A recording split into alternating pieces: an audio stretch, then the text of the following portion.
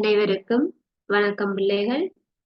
நாங்கள் இன்றைக்கு தரமாறு மாணவர்களுக்கான விஞ்ஞான பாடத்துல தவணை பரீட்சைக்கான வினாக்களைத்தான் பார்த்து கொண்டிருக்கிறோம். அதுல பகுதி 1 பகுதி 2க்குரிய சில வினாக்கள் பார்த்திருக்கிறோம். சரியா? அப்ப அதனுடைய தொடர்ச்சியாக தான் இன்னைக்கு நாங்க செய்ய போறோம். உங்கள்கிட்ட பயிற்சி கோப்பிகள் இருந்தா நீங்க அதுல இந்த வினாக்களை எழுதி செய்து பாருங்க. சரியா? அப்ப நாங்க இறுதியாக ஒரு பரிசோதனைய செய்து பார்த்திருக்கோம். வளிமண்டலத்தில நீராவி உண்டு என்பதை காட்டுவதற்குரிய ஒரு எளிமையான பரிசோதனை அமைப்பை தந்துட்டு கேட்கப்பட்ட வினாக்கள் தான் இறுதியாக பார்த்திருக்கோம். அதனுடைய தொடர்ச்சியாக நீங்கள் இந்த வினாக்களையும் எழுதி கொள்ளலாம். இப்ப நாங்க இறுதியாக என்ன வினாக்கள் எழுதினாங்க? நீரினுடைய 3 விதமான நிலைகள்.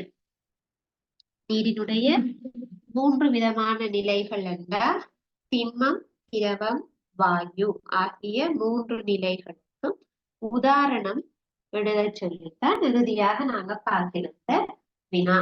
அதாவது திண்மமாக இருந்தால் திண்மமாக இருக்கக்குள்ள அந்த நீர் எப்படி சொல்லுவா? திரவமாக உள்ள போது அந்த நீருக்கு உதாரணம், வாயுவாக உள்ள போது அந்த நீருக்கான உதாரணம். இது 3 தான் நாங்கள் இறுதியாக பார்த்தோம். அப்ப திண்மமாக இருக்குதுன்னா அப்படி சொல்றது கட்டியாக உள்ளது பனிக்கட்டி.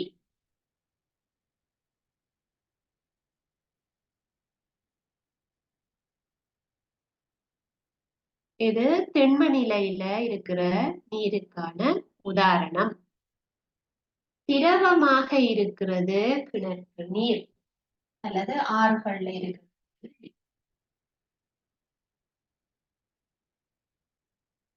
அல்லது குளங்கள்ல இருக்கக்கூடிய நீர், அது திரவமாக இருக்குது.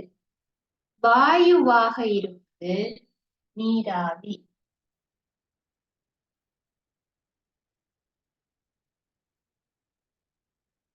இது நாங்க இறுதியாக எழுதியிருந்த முறை. சரியா? அப்ப நீர் தொடர்பாக நாங்க பார்த்து கொண்டிருந்தோம். அப்ப வளிமண்டலத்துல நீராவி உண்டு. இந்த 3 வடிவங்கள்லையும் நீர் காணப்படலாம். திண்மமாக, திரவமாக, வாயுவாக நீர் காணப்படலாம். சரியா? ரைட். அப்ப இது தொடர்ச்சியாக நீங்க அடுத்த வினாவை எழுதி கொண்டு உயிர் வாழ அங்கிகளின் நிலவுகைக்கு ஒன்றென்று போட்டு நீங்க வினாவை எழுதி கொள்ளுங்க.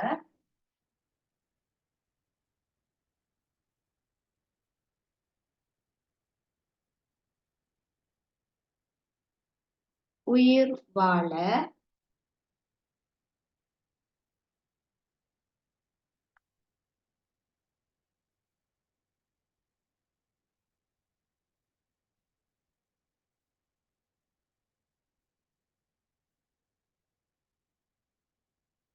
அங்கிகளின்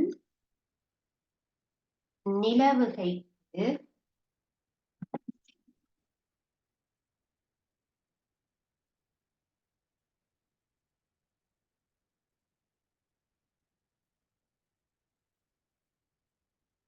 அங்கிகளின் நிலவுகைக்கு நீரின் முக்கியத்துவங்கள்.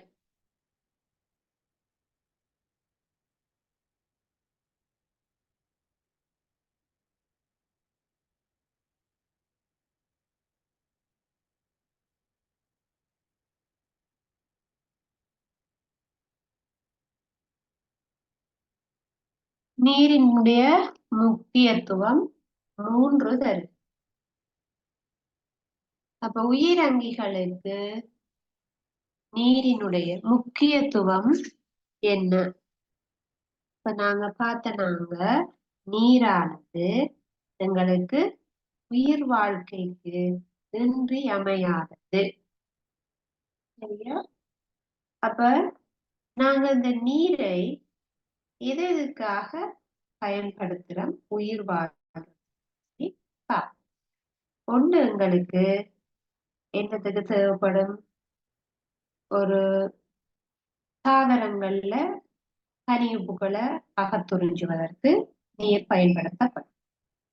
தாவரங்கள்ல உணவை உற்பத்தி செய்வதற்கு நீர் பயன்படுத்தப்படும்.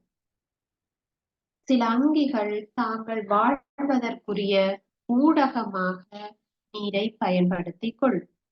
உங்களுக்கு பிரதானமாக குடிப்பதற்கு, கழிவகற்றுகின்ற ஊடகமாக, எங்களுடைய சமிபாட்டுக்கு அவசியமாக, நாங்க சாப்பிடுற சாப்பாடுகள்ல சமிபாடடைய செய்யறதுக்காக, எங்களுக்கு உடல் வெப்பமாக இருந்தா குளிர்விக்கிறதுக்காக, இப்படி நிறைய தேவைகளுக்காக உயிரங்கிகளுக்கு நீர் என்ன அத்தியாவசியமானதாக இருக்குது.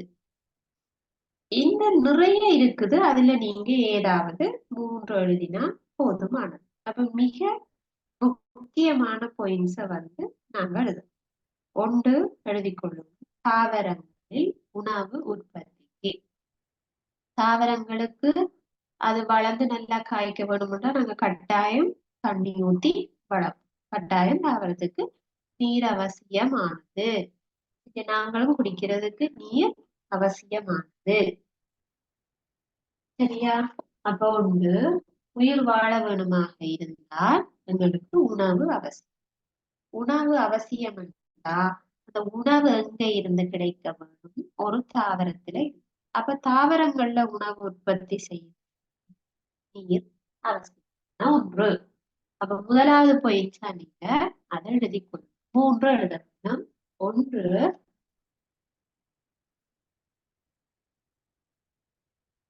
ஒன்று போட்டு எழுதி கொள்ளுங்க. தாவரங்கள்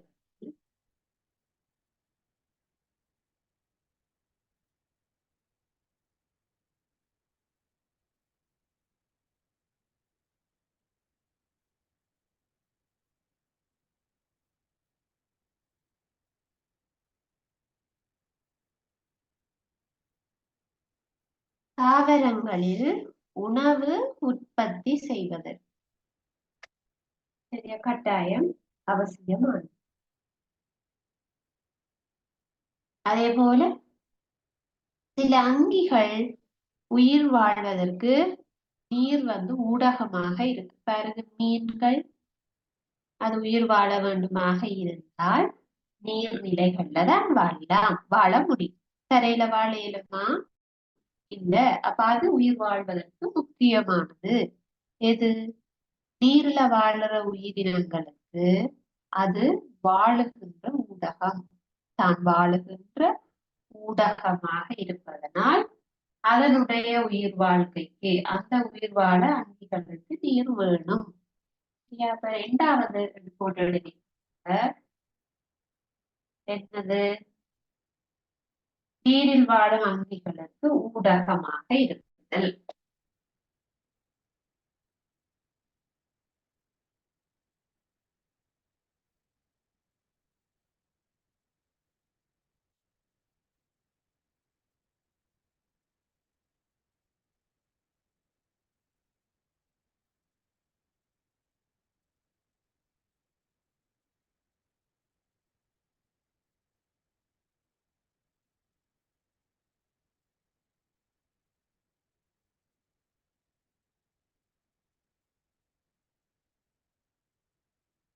வாழுகின்ற ஊடகம், அதாவது உயிர் வாழுகின்ற ஊடகமாக இருத்தல்.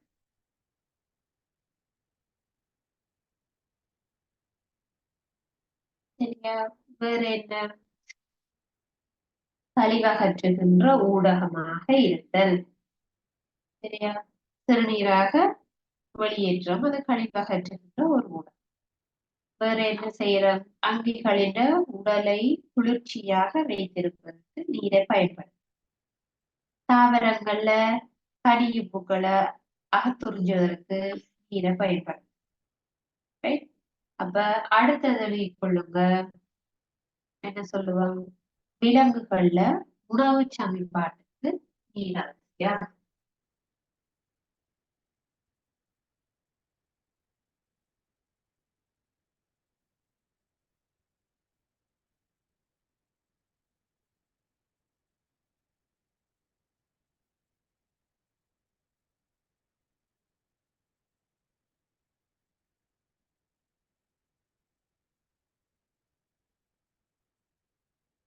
உயிரங்கிகள்ல அல்லது விலங்குகள்ல உணவு சமிபாட்டுக்கு நீர் அவசியமானது. சரியா? ரைட். அப்ப அந்த கேள்விக்கு நீங்க இந்த 3 தான் எழுத வேண்டும் இல்ல பிள்ளைகள், உங்களுக்கு தெரிஞ்சதை எழுதலாம். குளிர்த்தியாக பயன்படும், கழிவகற்றும் ஊடகமாக இருக்கும், தாவரங்கள்ல கனியுப்புகளை கடத்துறதுக்கு, தாவரங்கள் நிமிர்ந்த நிலையில இருக்கிறதுக்கு, அதாவது பாருங்க சில தாவரங்கள் தண்ணி ஊத்தாட்டிக்கு வாடி போய் விழுகிற மாதிரி தண்ணி ஊத்தினா நிமிர்ந்த நிலையில இருக்கும். சரி, அப்படி நீங்க உங்களுக்கு தெரிஞ்ச முக்கியமான விடயங்களை எழுதலாம். நான் இது எனக்கு தெரிஞ்ச மாதிரி 3 விடயங்கள் எழுதியிருக்கேன். சரியா? அப்ப அடுத்த கேள்வி 2வது போட்டு எழுதிங்க. கரைந்துள்ள உப்புக்களின்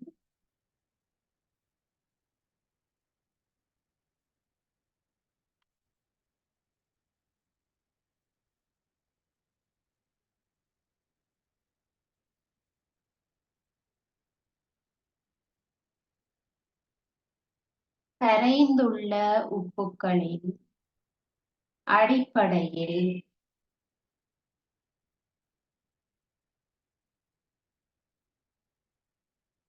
நீரை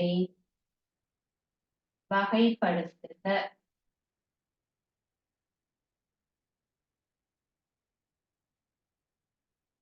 உப்புக்களின் அடிப்படையில நீரை வகைப்படுத்து. அப்ப நாங்க அதுல கரைஞ்சிருக்கிற உப்புன்ற அளவை வச்சுக்கொண்டு எப்படி நீரை வெவ்வேறாக பிரிக்கிறோம். இப்ப நாங்க 3 விதமாக நீரை வகைப்படுத்தி பார்த்திருக்கோம். எப்படி? உப்புக்கள் மிக குறைஞ்ச அளவில் இருந்தா அதை நன்னீர் என்று சொல்லுவோம். ஓரளவுக்கு அல்லது உப்புச்சரிவு கூடவாக இருந்தா அதை உவர் நீர் என்று சொல்லுவோம்.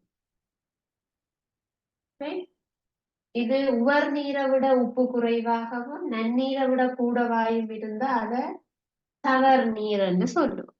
அப்ப அந்த 3 விதமான உப்புக்களை தான் நீங்க வகைப்படுத்தலாம்.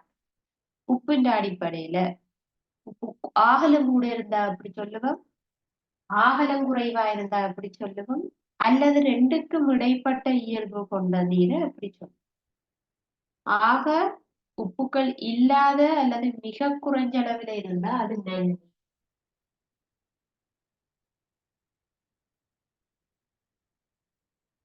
நன்னீர் என்று சொல்லுவோம். மிக அதிக அளவில உப்புக்கள் கரைஞ்சிருந்தால் அது உவர்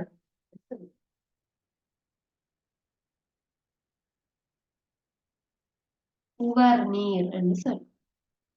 உவர் நீரை விட உப்பு குறைவு, ஆனா நன்னீரை விட உப்பு கூட, இது 2க்கும் இடைப்பட்ட அளவுல உப்பு இருந்ததுண்டா அத தவர் நீர் சொல்லுவோம்.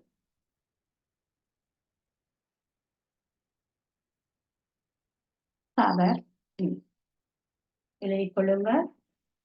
நன்னீர், உவர் நீர், தவர் நீர்.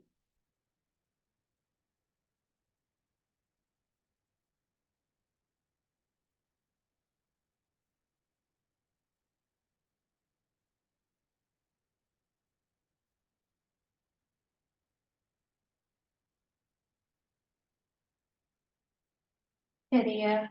ரைட். அப்ப இதை எழுதிக் கொள்ளுங்க. அடுத்த வினாவை பார்க்கலாம்.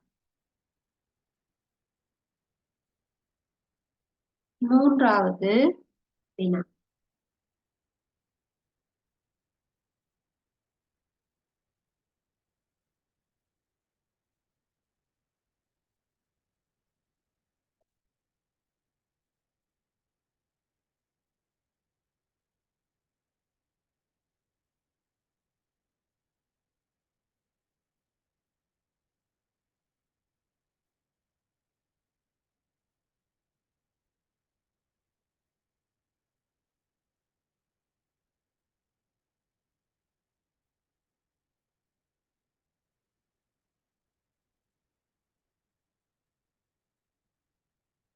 அடுத்த வினா.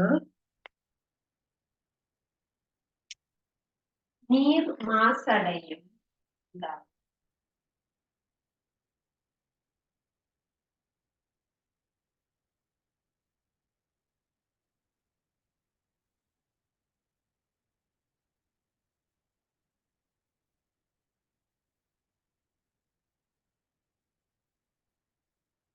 நீர் மாசடையும் வழிகள் 2 தருக. இப்ப நீர் மாசடைகிற வழி என்றா உங்களுக்கு தெரியும். மாசடைகிறதுன்றா என்னது? அந்த தண்ணியை நாங்கள் பயன்படுத்த முடியாத நிலைமைக்கு போறதுதான் மாசடைஞ்சிருக்குன்னு சொல்லுவோம். அதாவது அதுக்குள்ள குப்பை கூளங்கள், பொலித்தீன், பிளாஸ்டிக்குகள், விவசாய ரசாயன பதார்த்தங்கள், கழிவுகள், கழிவு நீர் எல்லாம் சேர்ந்து, அதாவது தொழிற்சாலையில இருந்து வர கழிவு பொருட்கள், ரசாயன பொருட்கள் எல்லாம் மிக்ஸ் ஆகி அந்த தண்ணீரை எங்களால பயன்பாட்டுக்கு எடுக்க இயலாது என்றா அது மாசடைஞ்ச நீர். இது அப்படி அந்த நீரானது மாசடைகின்ற, அதாவது மாசடைகிற ஒரு குப்பையாகிற வழிகளை 2 எழுதுங்க என்றதான் அந்த வினா. அப்ப நீங்க வினாவை தெளிவாக வாசிக்க வேண்டும். சரி, அப்ப நீர் குப்பையாகிற சந்தர்ப்பங்கள் உங்களுக்கு தெரிஞ்ச மாதிரி நீங்க எழுதலாம்.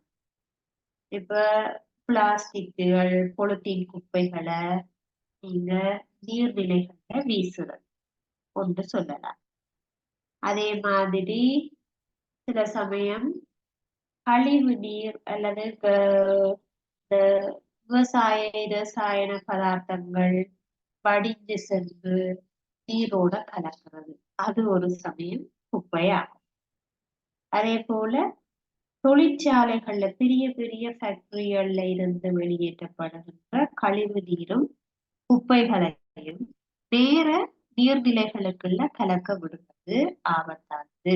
அது நீரை மாசடைய செய்கிறது, நீர்ல வாழ்ற விடம் கொள்ளும். அதனால அந்த நீர்நிலை இன்னும் மோசமாக பாதிப்பை ஏற்படும். நம்ம தொழிற்சாலையில இருந்து வரக்கூடிய கழிவுகள் கலக்குறது, வயலுக்கு அடிக்கக்கூடிய மருந்துகள் கழுவப்பட்டு போய் நீர்நிலைகள்ல சேர்றது, பொலித்தீன்கள், பிளாஸ்டிக்குகளை கொட்டுறது, சில நகர்ப்புறத்துல சேர்ற குப்பைகளை கொண்டு போய் சில குளங்கள்ல கொட்டுறது, ரைட். வேற வேற கழிவு பொருட்களை கொண்டு போய் என்னது நீர்நிலைகள்ல குளிக்க வாங்குவோம். மாடுகளை கொண்டு போய் எங்க குளத்துல வச்சு குளிக்க வாக்குறது. அப்ப அந்த குளத்து தண்ணி என்ன செய்யும்? மாடோட சேர்த்து கழுவி போய் நிற்கும். குளத்து தண்ணி ஓடுமா? ஓடவும் ஓடாது, தேங்கி நிற்கும். ஆகவே அது குளிப்பாட்டின தண்ணியும் அதுக்குதான் சேர்ந்து நிற்கும்.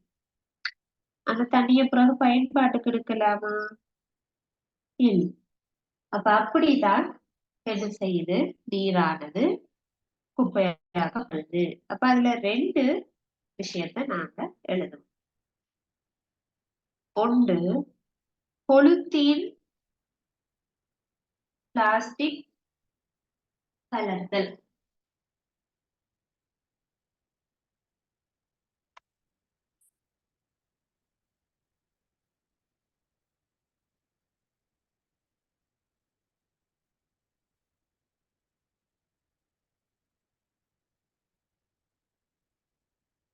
பொலித்தீன், பிளாஸ்டிக் நீர்நிலைகளில் கலத்தல்.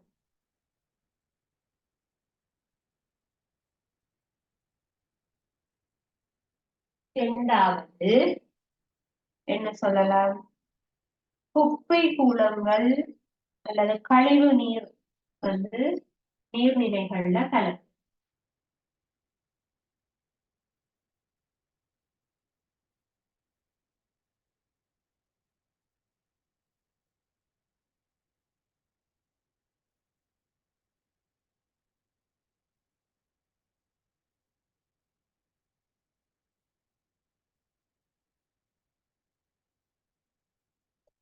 சரியா? மிக இலகுவான 2 பாயிண்ட்ஸ்களை எழுதியிருக்கு. இதை தவிர விவசாய ரசாயன பொருட்கள் கலக்கிறது, தொழிற்சாலையிலிருந்து வெளியேற்றப்படுகின்ற இரசாயன பொருட்கள் கலக்கிறது. சரியா? அந்த மாதிரி நீங்க உங்களுக்கு தெரிஞ்ச மாசடையக்கூடிய வழிகளை எழுதி கொள்ளலாம். சரியா? அப்ப இந்த வினாவுக்கான விடைய வந்து எழுதி கொள்ளும். இப்ப 2வது வினாவை நீங்க எழுதி முடிச்சிருக்கீங்க. நாங்க அழிச்சிட்டு 4வது வினாவை பார்ப்போம். எழுதாதாக்கள் பொறுமையா பார்த்து எழுதி.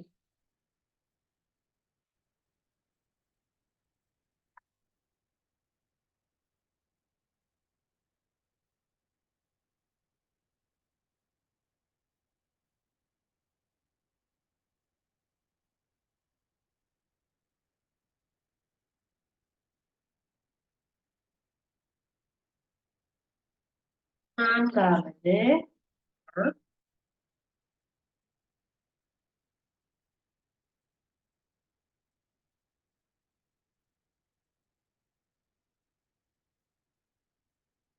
அடுத்தது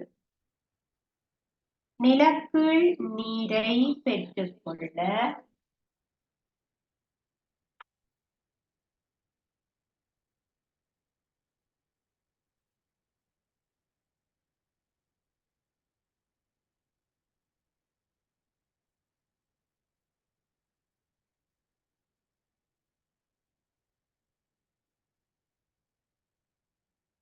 நிலக்கீழ் நீரை பெற்றுக்கொள்ள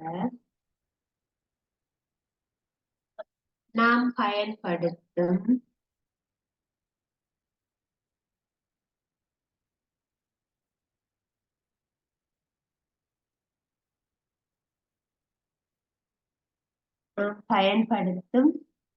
நீர் முதல்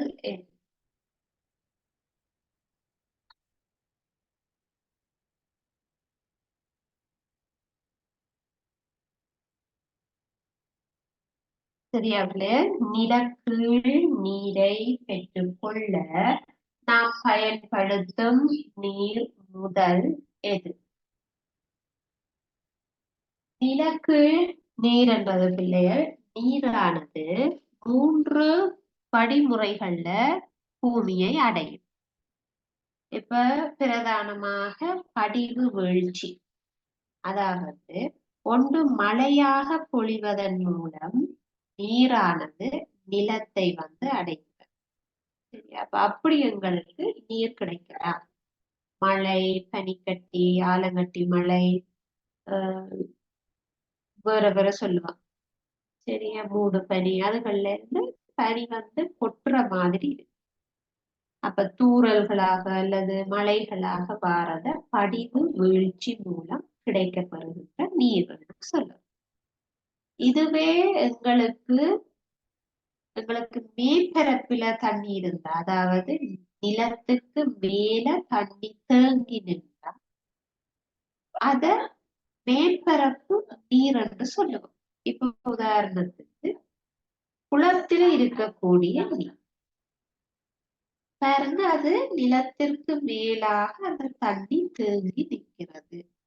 ஆறுகள்ல பாருங்க, குளங்கள்ல பாருங்க, கடல்கள்ல நிலத்திற்கு மேலாக அந்த தண்ணியானது தேக்கி வைக்கப்பட்டிருக்கு. ஆனா ஒரு கிணற பார்த்தா அது நிலத்தில இருந்து ஆழமாக என்ன செய்யறோம், துளையிட்டு அல்லது தோண்டி உள்ளிருக்கிற நீரைத்தான் வெளியெடுக்கும். அதை சொல்றது நிலக்கீழ் நீர், நிலத்திற்கு கீழே இருக்கிற நீர். அப்ப நிலத்துக்கு மேல இருந்தா மேற்பரப்பு நீர், நிலத்திற்கு கீழே போயிட்டுண்டா அது நிலக்கீழ் நீர் என்று எடுக்க வேண்டும். அப்ப இந்த மேற்பரப்புல இருக்கிற தண்ணி சாதாரணமாக ஆறு, குளம், ஏரி, குட்டைகள், கடல்கள்ல இருக்கிறது மேற்பரப்பில் தங்கி இருக்கக்கூடிய நீர். அப்ப எங்களுக்கு நிலத்துக்கு கீழே என்றா பிரதானமாக கிணறு, குழாய், கீழே இருந்து பம்ப் பண்ணி எடுப்போம். நிலத்துக்கு கீழே தோண்டி எடுக்கணும். அப்ப நீங்க இதுல கிணறு என்று போட்டா சரி, அல்லது குழாய் கிணறு, டியூப்,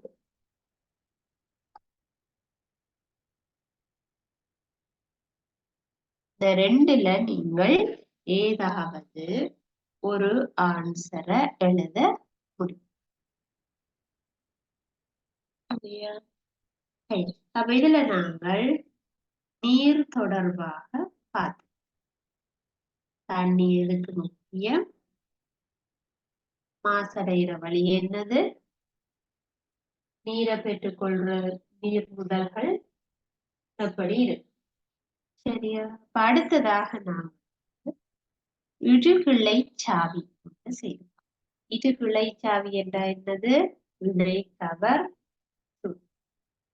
பதிலையும் நாங்கள் ஒன்றை பார்த்துக் கொள்வோம்.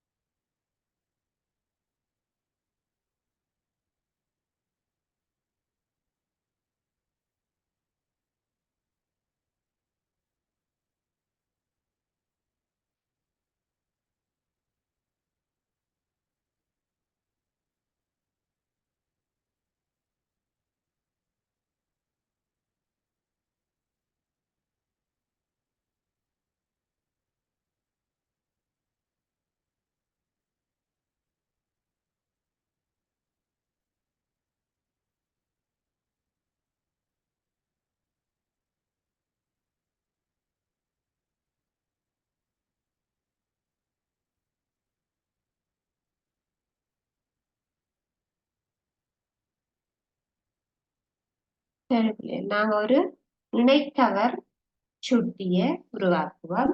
அதுக்குரிய விலங்குகளை எழுதிக்க. கிளி,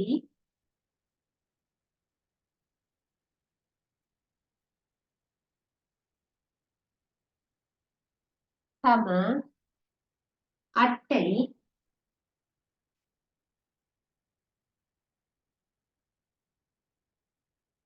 அட்டை, மான்,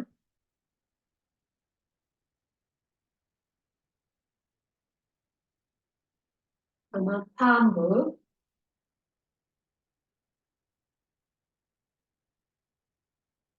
வண்ணத்துக்கு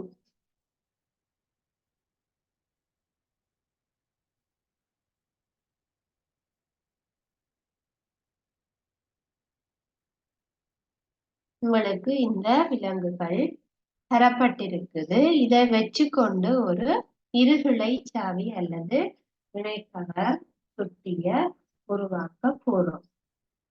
சரியா? அப்ப இருகிளை சாவி என்றா என்னன்னு தெரியும் தானே? இரண்டு கிளைகளாக பிரிக்கவும்.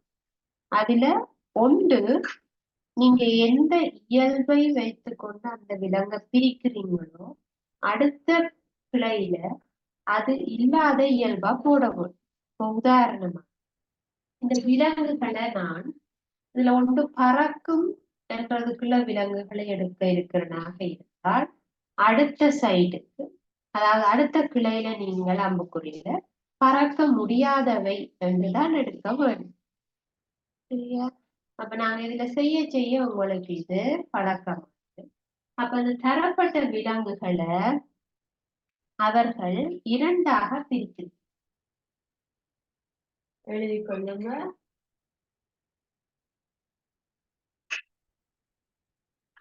இரண்டு கிளைகளாக பிரிச்சிருக்கு.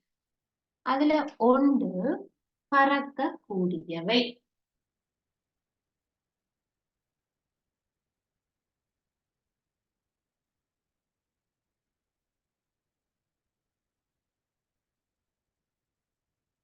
எழுதி கொள்ளுங்க. தரப்பட்ட விலங்குகளை இரண்டாக பிரித்து ஒன்று பறக்கக்கூடியவை. இப்ப இஞ்சால அவர்கள் அதற்கு ஒரு இடைவெளி தந்திருக்கிறார். அப்ப நீங்கள் இத ரெண்டாக பிரிக்க வேண்டுமாக இருந்தா ஒன்று பறக்கக்கூடியவை, அப்ப அடுத்தது பறக்க முடியாதவை என்று சொல்லி போட வேண்டும்.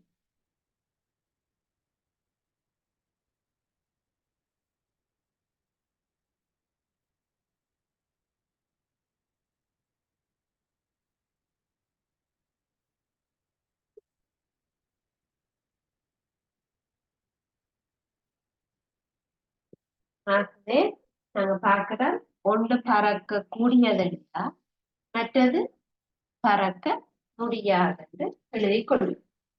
சரியா? அப்ப அவர்கள் இடைவெளி தந்திருந்தா நீங்க அந்த இடைவெளியில பறக்க முடியாதவை.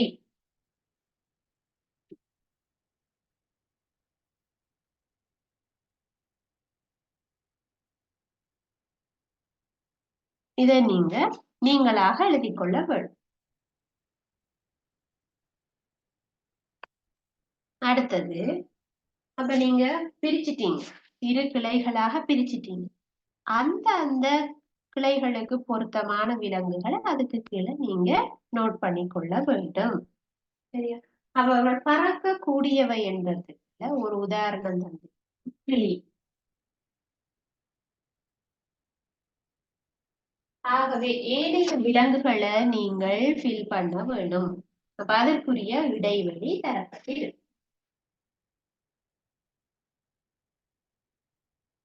இங்கால பறக்க முடியாதவை என்னன்னு அவர்கள் தந்திரி. மான். அப்ப இதுல பறக்க முடியாதவை என்னென்ன? மான் பறக்காது. அப்ப இங்க வரும். பாம்பு பறக்காது. அப்ப இங்க வரும். அட்டை பறக்காது. பாத்தீங்களா? அப்ப அந்த தந்த விலங்குகளை நாங்க சுலபமாக இரண்டாக பிரிச்சு, பறக்கும், பறக்காது. அப்ப பறக்கிறதுல ஒன்று பார்த்துட்டோமே, இது கிளி. அப்ப அடுத்தது எது பறக்கும்? வண்ணத்து பூச்சி. அப்ப அந்த இடைவெளியில, அவர்கள் தந்த இடைவெளியில போட்டுக்கொள்ளுங்க வண்ணத்து பூச்சி.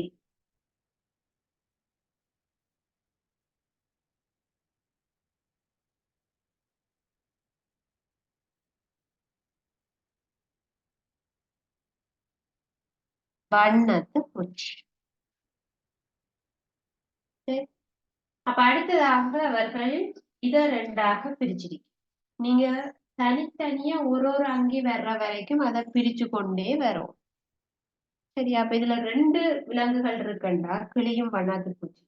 அது ரெண்டையும் தனித்தனியாக வார வரைக்கும் நீங்க பிரிச்சு பிரிச்சு கொண்டே வர வேணும். அதுதான் இணைக்கவர் சுட்டி நாங்க முதலாவது பாடத்துல படிச்சிருக்கோம்.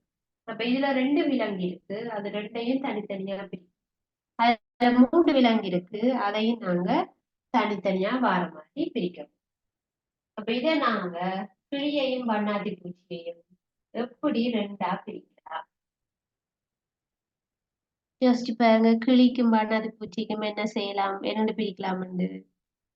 அப்ப இதுல அவர்கள் தந்திருக்கிறார், இந்த கிளியையும் வண்ணாத்தி பூச்சியையும் ரெண்டு கிளைகளாக நீங்க பிரிச்சா ஒன்றுல பழம் உண்ணுவது என்று அவை சொல்லி, பழம் உண்ணுவது.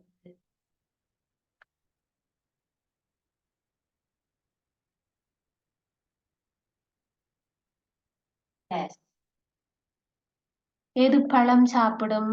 வண்ணாத்தி பூச்சியா கிளியான்ட்டு நீங்க போடணும். அடுத்த பக்கத்துல ஒன்று பழம் உண்ணுவதென்றா அடுத்தது என்ன பிள்ளைகள் பிரிக்க வேண்டும்? பழம் உண்ணாதது. பறக்கக்கூடியவை, பறக்க முடியும். அதே மாதிரி ரெண்டா பிரிச்சா ஒன்று பழம் உண்ணுவது, பழம் உண்ணாதது என்று நீங்க பிரிக்க வேண்டும்.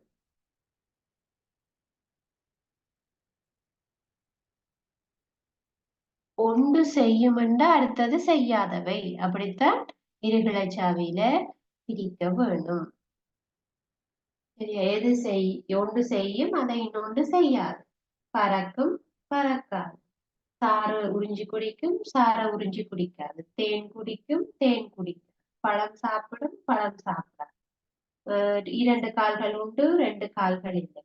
நான்கு கால்கள் உண்டு, நான்கு கால்கள் இல்லை. இப்படித்தான் பிள்ளைகள் நீங்க பிரிக்க வேணும். சரியா?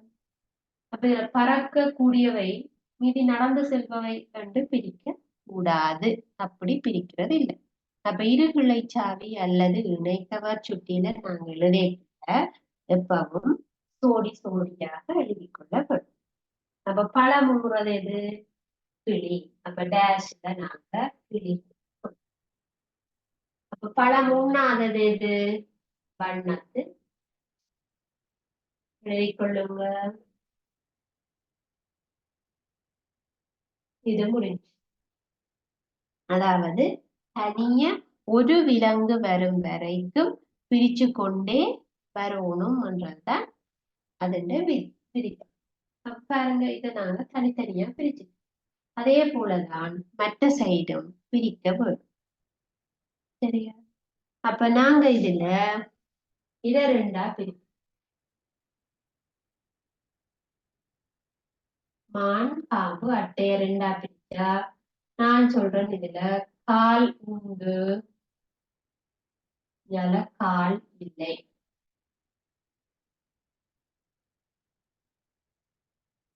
அப்ப யாருக்கு கால் இருக்கு, யாருக்கு கால் இல்லை என்று போட்டுக்கணும். சரியா? அப்ப கால் எது எதுக்கு இருக்கு? மானுக்கு இருக்கு. ஊர்ந்து செல்றது அட்டைக்கும் இருக்கு. அப்ப யாருக்கு கால்கள் இல்லை? பாம்புக்கு கால் இல்லை. பாருங்க, பாம்புக்கு கால் இல்லை. ரெண்டு பிரிச்சு கொள்ள.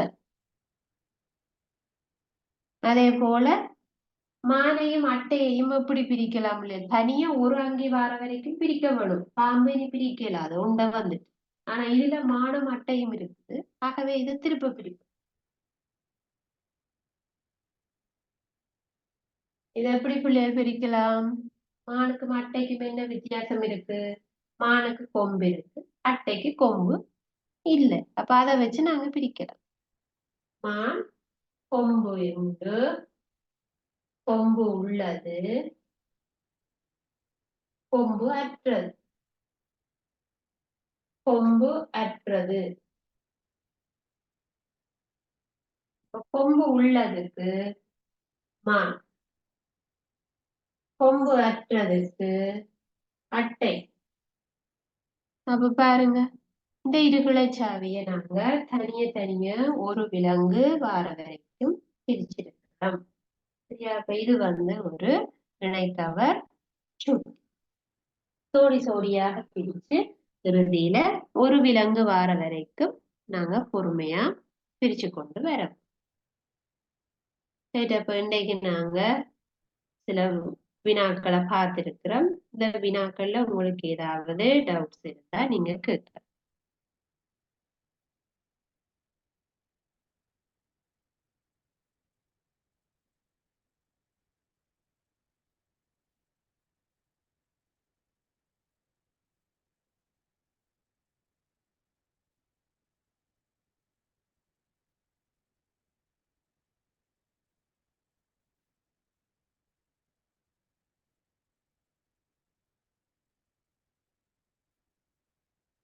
உங்களுக்கு டவுட்ஸ் எதுவும் இல்லைன்றா பிள்ளைகள், நாங்க இன்னொரு வகுப்புல பார்க்கலாம். இதோட வகுப்பை நான் நிறைவு செய்து கொள்றேன். சரி.